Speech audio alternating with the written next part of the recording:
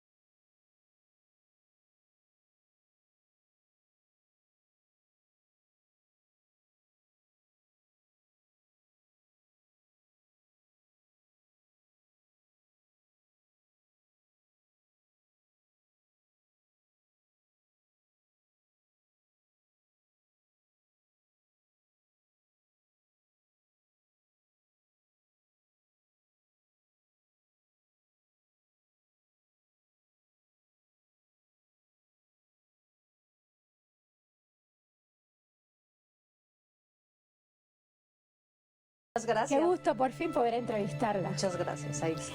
Hemos ya contado algo sobre quién es usted, pero me gustaría saber qué hacía antes de llegar a este puesto tan importante que es de ser la secretaria de Cultura de México.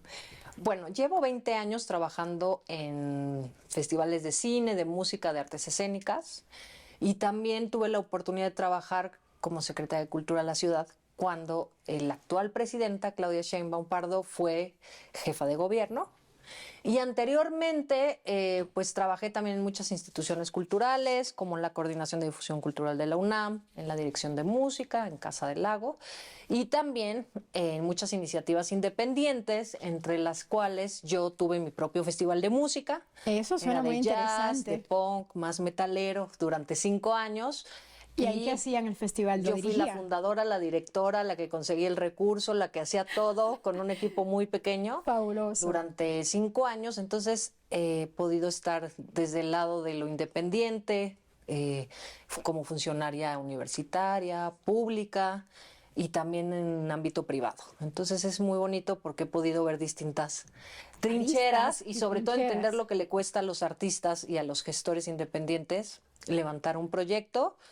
Y yo he tocado en algún momento puertas de gobierno, entonces es interesante ver, ahora que me toca estar acá, cómo trabajar y facilitar ese trabajo. ¿De qué se trata México Canta y a quién va dirigido? México Canta es un concurso para jóvenes entre 29 y 34 años, mexicanos y mexicano-estadounidenses. Y lo que se premia es a la canción, o sea, la composición o a los intérpretes. Es 2 rubros. ¿Esto es para alejar a los jóvenes de la apología de la violencia o lleva algún otro significado más? ¿Es solo para México? ¿También incluye jóvenes en Estados Unidos? Es un concurso binacional para mexicanos y mexicano-estadounidenses jóvenes y es un proyecto muy interesante que, por un lado, sin duda es para fomentar, impulsar otras narrativas en la música, que ahora iré a eso, y por otro lado para preservar y fortalecer tradiciones musicales mexicanas, como el mariachi, la banda, el norteño y muchas otras, que sigamos fomentando que esa música no se pierda y que evidentemente los jóvenes pues le den el toque de lo que consideren en estas fusiones interesantes. Esta es una estrategia más de esta visión de gobierno de la presidenta de atención a las causas, que tiene que ver con atención ampliando los derechos en temas de salud, de educación, en muchos frentes, y desde cultura pues generar otras plataformas creativas para jóvenes, para detonar talentos que no habían sido escuchados y también pues nutrir unas narrativas que permitan que estos jóvenes creadores puedan hablar de otras cosas sin que tengamos que inducir de qué, pueden hablar de lo que quieran sin denigrar a la mujer ni hacer apología de la violencia, y que es una iniciativa interesante porque no es única y exclusivamente de gobierno. Esto lo estamos haciendo con el Consejo Mexicano de la Música. Eso está genial. ¿Ellos quiénes son los del Consejo Mexicano de la Música? Compositores, productores, disqueras independientes, transnacionales, las más importantes del país, las más importantes en la música regional están mexicana. Involucradas en México. Están involucradas aquí. Entonces, ¿cómo surge? Porque ellos también están cansados de ver y de pensar que esta música no los representa. Te estoy hablando de los grandes compositores de Grammys, arreglistas, ingenieros de audio, toda esta industria, la mayor parte, se sumaron cuando la presidenta lanzó la iniciativa de hacer un concurso y decir, nos interesa ayudar a México, impulsar nuevos jóvenes. Y finalmente esta música no nos representa a nosotros como compositores y no queremos reducir la música mexicana a esto. Porque luego me decían, qué inocencia pensar que un concurso resuelve. Eso es la parte de claro, reducir en una nota de prensa que estamos pensando que con un concurso se resuelve. Y no se queda ahí la cosa. No, pues la atención a las causas ya se ha explicado muchas veces, pero desde cultura, ¿por qué no vas a fomentar otras narrativas?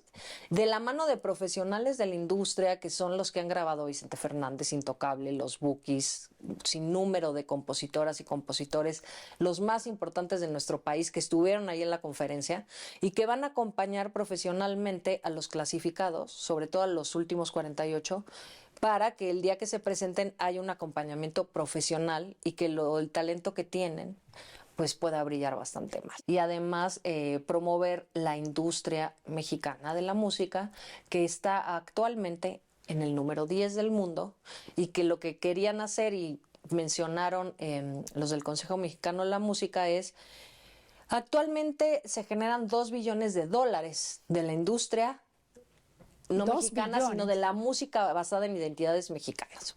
Pero solamente $500 millones se quedan en México. Es un poco relocalizar la industria y hacer que todo este gran talento regrese como parte del Plan México también de fortalecer la industria mexicana. Y es otra industria muy grande, es una industria creativa, y es generar nuevos talentos, pero también relocalizar la industria y fortalecer el mercado interno. Y bueno, hay otro programa que a mí me gusta mucho, que son los semilleros. Sí. Semilleros creativos.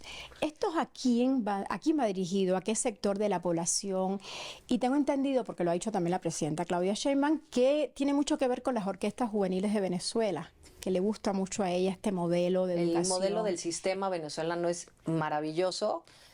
Actualmente está en todo el mundo, es un modelo que se ha replicado en las ciudades europeas, más importante la música clásica, en Estados Unidos y en todo el mundo, es un gran sistema. En México lo que se hizo desde la administración pasada fue en las zonas más vulnerables y de mayor violencia era incidir, hacer una intervención comunitaria con las familias, porque también surgió así en Venezuela.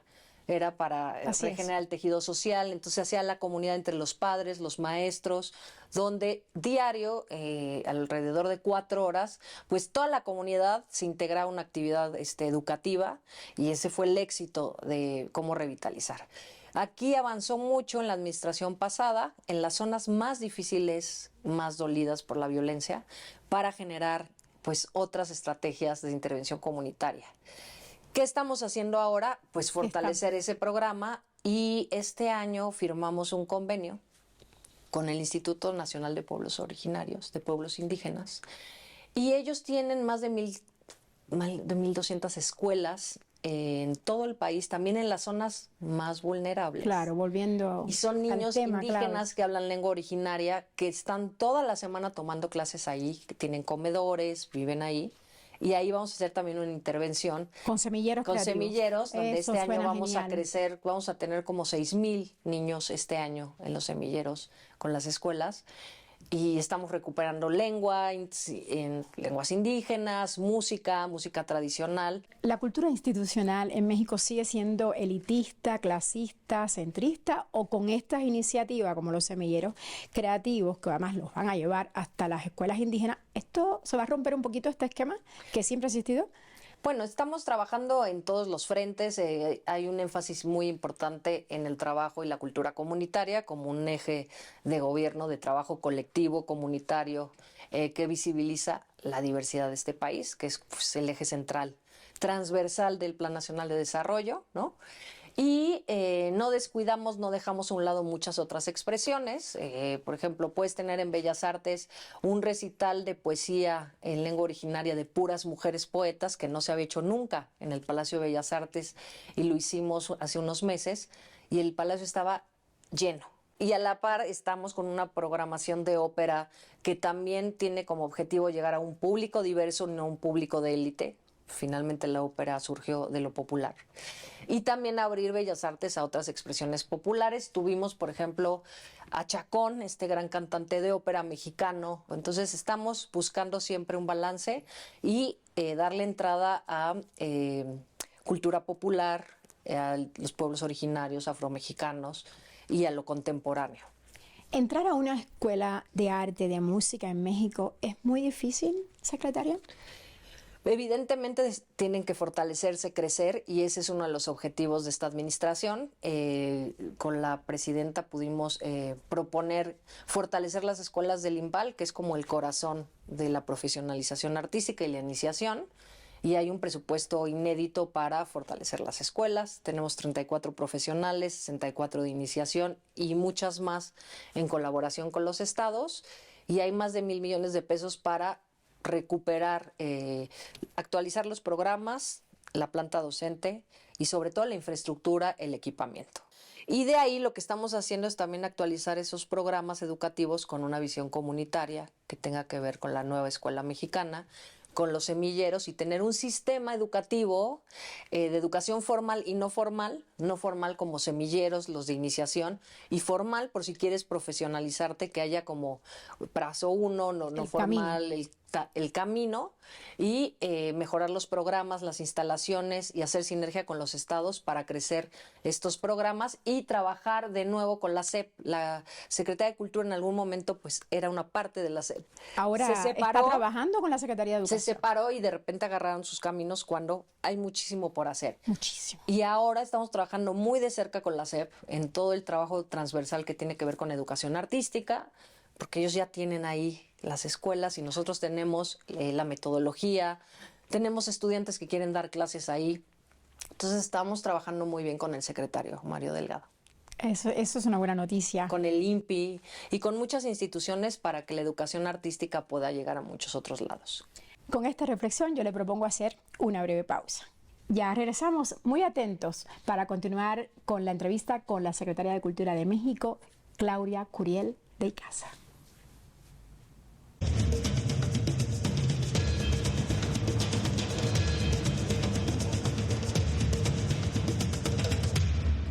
Estamos de vuelta entrevistando a la Secretaria de Cultura de México, Claudia Curiel de Icaza. Muchas gracias. Secretaria, estábamos hablando de todos estos proyectos que tienen, que son bastante grandes, suenan espectacular, además ya hay resultados. Y yo me preguntaba, ¿qué estrategias concretas tiene usted previsto, la administración de la presidenta Claudia Sheinbaum, para fortalecer los vínculos con artistas y jóvenes creadores? Ese es un tema central. Y por lo mismo he tratado como de elegir a los interlocutores que yo considero en la comunidad correcta, he buscado que sean interlocutores interlocutores que sí vengan de la comunidad, pero con una visión, por supuesto, política, amplia, progresista, y que sea el primer filtro de saber qué está pasando ahí para que lo que diseñemos y atendemos pues venga de las preocupaciones genuinas de una comunidad. Entonces, podemos decir que para los jóvenes creadores y los artistas en este sexenio, en este gobierno, hay nuevas oportunidades. Este sistema de apoyos no existe en todo el mundo, que luego es algo que no se ve. A lo mejor sí en Francia, en algunos países pero no del en todo primer el mundo. Pero no en todo el mundo existe un sistema tan sólido, robusto como el sistema de apoyos a la creación. Ahí hay un frente especialmente para jóvenes creadores, y tratamos justamente de que tengan diálogo constante con sus tutores, con los distintos creadores de otros estados. Entonces, sí ha habido un incremento, pero focalizado en las necesidades y lo que los mismos artistas y los mismos públicos fueron pidiendo. No viene de arriba abajo, sino que fue de escuchar y ver cómo rediseñamos los mecanismos y vamos acentuando lo que convoca a todos estos. ¿Cómo la Secretaría de Cultura se está conectando con las nuevas generaciones en esta época, que es una época nueva, no es lo tradicional, porque estamos en la era digital? Claro. ¿Es difícil hacer esta conexión? Nosotros en nuestras redes sociales, pues evidentemente trabajamos con TikTok y todas las plataformas y generando pues distintos mensajes y contenidos con los jóvenes. Y también hay mucha participación de los jóvenes en nuestra programación, que son ellos quienes nos enseñan y nos conectan con otras comunidades jóvenes. ¿Quién mejor que los mismos jóvenes que hablen con su propia comunidad? Entonces, siempre está abierto el espacio de programación de talento emergente independiente en nuestros espacios para que conecten ellos con el propio público. ¿Hay espacio para los videojuegos, los podcasts? Centro de Cultura Digital trabaja mucho con el tema de videojuegos, con el tema digital. ¿El arte urbano? El arte urbano, por supuesto, es otro de los ejes. En Centro Cultural Los Pinos está Parkour, que es el Centro de Cultura Urbana. Y en general, pues todas las convocatorias son inclusivas y permiten todos estos ejes, cruces en los mismos museos, en la misma programación de danza, teatro, cualquiera de estos frentes. ¿Cuál es la herencia cultural que a usted le gustaría que perdurara de este gobierno de la presidenta Claudia Sheinbaum? Por principio, la propia herencia cultural de nuestro país y esta diversidad, que como decía es uno de los ejes fundamentales, transversales a todo lo que hace el gobierno de México de la presidenta Claudia Sheinbaum Pardo, así como lo hizo el expresidente Andrés Manuel López Obrador, de visibilizar y dar un espacio a pueblos, comunidades indígenas y afromexicanas que por mucho tiempo pues fueron invisibilizadas o folclorizadas y que ahora pues ya están de inicio en el artículo 2 constitucional como sujetos de derecho. Están los planes de justicia, donde vamos todas las secretarías a ver cuál es el proyecto y diseño que las comunidades quieren. Y en temas de cultura, evidentemente trabajar para fortalecer el patrimonio material, el patrimonio vivo, como uno de los ejes y apuestas de esta administración. Más adelante ya les contaremos qué vamos a hacer con el patrimonio vivo, pero va a ser uno de los legados de esta administración. Trabajar con las lenguas, trabajar con todas las tradiciones vivas, como un eje central de la Secretaría de Cultura. Y usted está rodeada de artesanía. Desde que llegué me dijo, mira todo lo que hacemos en México. Esto es muy mexicano y es muy hermoso porque la artesanía mexicana también es embajadora en el mundo. De hecho, uno de los proyectos centrales también integrales de política pública son las artesanas y los artesanos. La presidenta anunció ahí con otras instituciones, Finabien, con el INPI, con Bienestar, con Cultura, más de 500 millones de pesos en créditos para artesanas, artesanos, y por parte de Cultura, a través de Fonart, la comercialización, la capacitación y implementar esquemas de comercio justo, exportaciones y hacer que las artesanías pues tengan mucho más potencia. Es una de las, no me gustaría decir la industria, pero es que ya tienen un nivel en el PIB, por ejemplo, en cultura la artesanía es lo que mayor genera, está en el 20 y tantos %.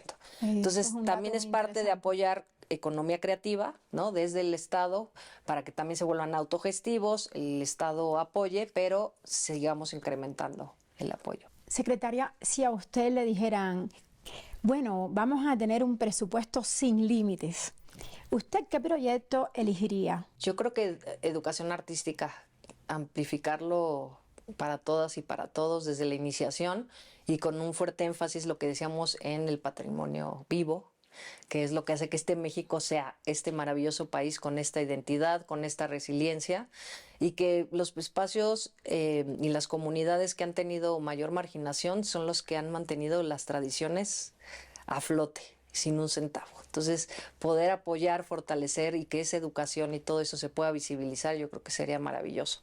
¿Cómo va el avance de las escuelas del INBA? Bien, ya este segundo semestre están listas las licitaciones y ya salimos a reconstruir las escuelas. Yo recuerdo que usted tuvo que ver muchísimo con la apertura del Foro Alicia. Usted, como viene de la comunidad sí. de los artistas también, Sí. como que le gusta mucho fortalecer los espacios independientes. ¿Qué planes tiene? Bueno, en la Ciudad de México tuvimos la oportunidad de, uno, trabajar por la reforma de la Ley de Espacios Independientes, culturales independientes, que es fundamental para que no los tomen o como bares, que les da muchos beneficios para que haya un respeto de lo que ellos generan en su comunidad y que no existía. Entonces eso fue maravilloso, que lo hicimos en la administración pasada, creo que salió en el 2024, 23, y de ahí trabajamos muy de cerca con el colectivo de los alicios, como Nacho Pineda les dice, porque estuvieron casi 30 años en la Cuauhtémoc. Y habían ya también muchos movimientos fascistas de mucha violencia que iban y tuvieron varios como desencuentros importantes. Las rentas habían subido mucho, no había una muy buena relación en ese momento con la alcaldía en ese momento. Y pues decidieron que iban a cerrar. Entonces la presidenta me dijo, no, vas con ellos a hablar y vamos a ver qué podemos hacer. Y pues por supuesto que de inicio era muy complicado, son anarquistas, los entiendo perfectamente, pero pudimos dialogar y saber que el bien común de un espacio independiente con esa trayectoria contracultural para la Ciudad de México pues está más allá del gobierno. Entonces se encontró un espacio en la Santa María la Ribera y se abrió en el 2022. ¿Va a seguir usted entonces defendiendo los espacios independientes, los artísticos? Sí, ya anunciaremos también convocatorias de espacios independientes para el siguiente año y yo vengo de ahí mismo, entonces para mí es muy fácil. Genera esperanza, definitivamente. Sí. ¿Qué nos puede adelantar de qué viene de novedad para lo que resta de 2025? Muchísimas cosas, obviamente los resultados de las convocatorias que detonan muchísimo en música, artes escénicas, cine, toda la programación de nuestros recintos y las colaboraciones con los estados de convocatorias que hacemos con los estados. El festival, el concurso México Canta, que en los próximos meses estaremos viendo cuáles son los resultados de México y Estados Unidos. Original, que es este encuentro de artesanos, en esta ocasión fue de arte utilitario, viene de textiles, se va a ampliar a Tijuana, a Mérida, viene otro en la Ciudad de México. El Cervantino, que es en octubre, que es un festival fundamental en la historia de los festivales en México y América Latina y que tuvo una reestructura importante para ser más un colectivo de programación que estar erigido solo por una personalidad que da la dirección creativa, sino un colectivo de especialistas intergeneracional que pueda aportar y retomar una vocación importante del Cervantino como el festival más importante de América Latina, pero que visibilice también el talento nacional, como va a ser este año Veracruz, que tiene una programación espectacular. Está de país invitado Gran Bretaña. Y vienen muchas sorpresas de programación internacional, nacional, con un enfoque a América Latina, que es uno de los ejes que nos interesa muchísimo, el diálogo pues con nuestros hermanos latinoamericanos. Muchas gracias, secretaria Claudia Curiel y Casa, por actualizarnos del acontecer cultural, que es muy importante y nos ha contado muchísimas cosas. Así que gracias por su tiempo.